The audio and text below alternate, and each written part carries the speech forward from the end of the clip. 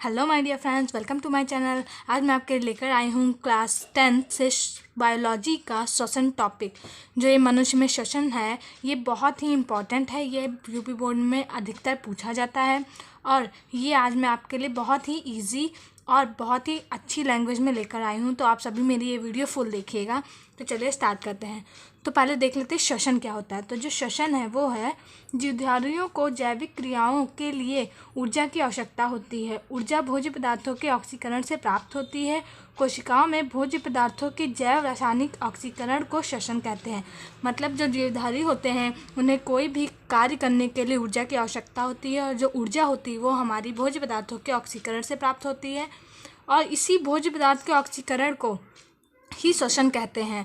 मतलब कि जो जीवधारियों में भोज्य पदार्थों का ऑक्सीकरण होता है इसे ही श्वसन कहते हैं, या फिर हम इसे दूसरे शब्दों में भी देख सकते हैं। अर्थात जीवधारियों की कोशिकाओं में ग्लूकोज के ऑक्सीजन से संयोग करके कार्बन डाइऑक्साइड तथा जल बनाने और ऊर्जा मुक्त करने की क्रिया को श्वसन कहते हैं। ये जो डिफिनेशन है ये बहुत ही अच्छी डिफिनेशन है। अगर जो आप अपने बोर्ड एग्जाम में से लिखते हैं तो आपको फुल मार्क्स मिलेंगे। तो चलिए एक बार इसे और रिपीट कर लेते हैं। जीवधारियों की कोशिकाओं में ग्लूकोज के ऑक्सीजन से संयोग करके कार्बन डाइऑक्साइड तथा जल बनाने और ऊर्जा मुक्त करने की क्रिया को श्वसन कहते हैं। तो आई होप आपको समझ में आ रहा होगा। तो आगे बढ़ते हैं। अब हम देख लेते हैं मनुष्य का श्वसन तंत्र।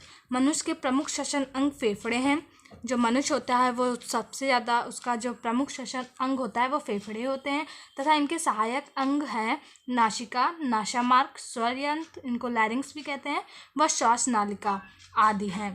तो जो ये सारे हैं ये फेफड़े के सहायक अंग हैं जिसके द्वारा मनुष्य के अंदर श्वसन की क्रिया होती है। तो चलिए सबसे पहले देख लेते हैं नासिका या नासामार्ग। तो जो ये नासिका या नासामार्ग होती है वो क्या होती है चलिए देखते हैं। चेहरे पर स्थित नासिका दो बाह्य नासा छिद्रों के द्वारा बाहर खुलती है। नासिका नासा गुहा में खुलती है। नासा गुहा पीछे एक टेढ़े मेढ़े घुमावदार मार्ग में खुलती है जिसे नासा मार्ग कहते हैं। यह रोमल श्लेष्म कला से ढका रहता है। इसकी कोशिकाएं श्लेष्म स्रावित करती हैं। नासा मार्ग मुख गुहा के नीचे ग्रसनी में खुलता है। तो आई होप आपको समझ में आ रहा होगा। और आपके एग्ज़ाम में ऐसे भी आ सकता है कि नासिका या नासामार्ग क्या होता है, स्वर यंत्र क्या होता है, श्वास नलिका क्या होती है। तो आप इन सभी पॉइंट्स को भी बहुत ध्यान से देखिएगा। तो चलिए आगे बढ़ते हैं। बाद हम आ जाते हैं स्वर यंत्र।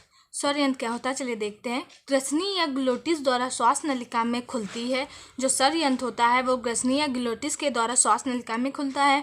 कंठ द्वार स्वर यंत्र के मध्य स्थित छिद्र होता है। जो कंठ द्वार होता है ये स्वर यंत्र के मध्य में स्थित एक छिद्र होता है। स्वर यंत्र एक छोटे से बॉक्स की तरह होता है। यह अनेक उपस्थितियों से बना होता है तथा अंदर से यह श्लेष्म झिल्ली से ढका रहता है।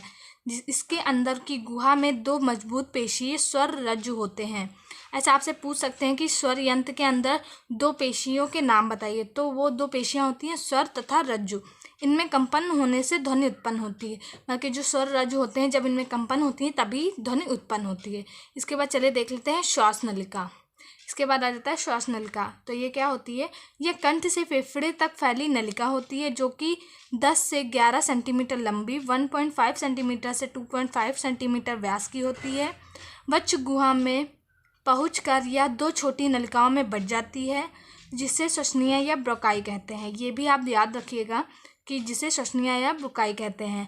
प्रत्येक शाखा अपनी ओर के फेफड़ों में प्रवेश करती है। मतलब हमारे दो फेफड़े होते हैं, एक लेफ्ट साइड और एक राइट साइड। तो जो अलग अलग उसकी होती है ना शाखा, तो वो अपने अपने तरफ के फेफड़े में प्रवेश करती है।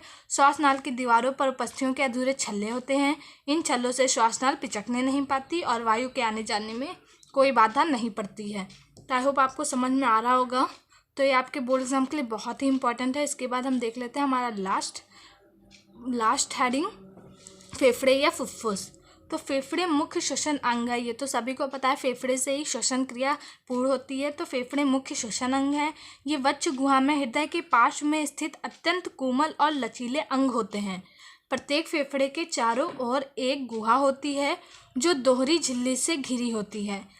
इस गुहा को फुफ्फुस गुहा कहते हैं। इसमें एक लसलसा तरल पदार्थ भरा रहता है। झिल्लियों को फुफ्फुस आवरण प्लूरा कहते हैं। यह फुफ्फुस आवरण तथा तरल फेफड़ों की सुरक्षा करते हैं। तो ये था हमारा फेफड़े। ये पूरा जो क्रिया थी ये हमारी श्वसन क्रिया थी। तो आई होप आपको ये पूरा समझ में आ गया होगा। अगर आपको ये वीडियो मेरी अच्छी लगी हो तो प्लीज़ से लाइक करिए, सब्सक्राइब करिए और शेयर करिए। Thank you.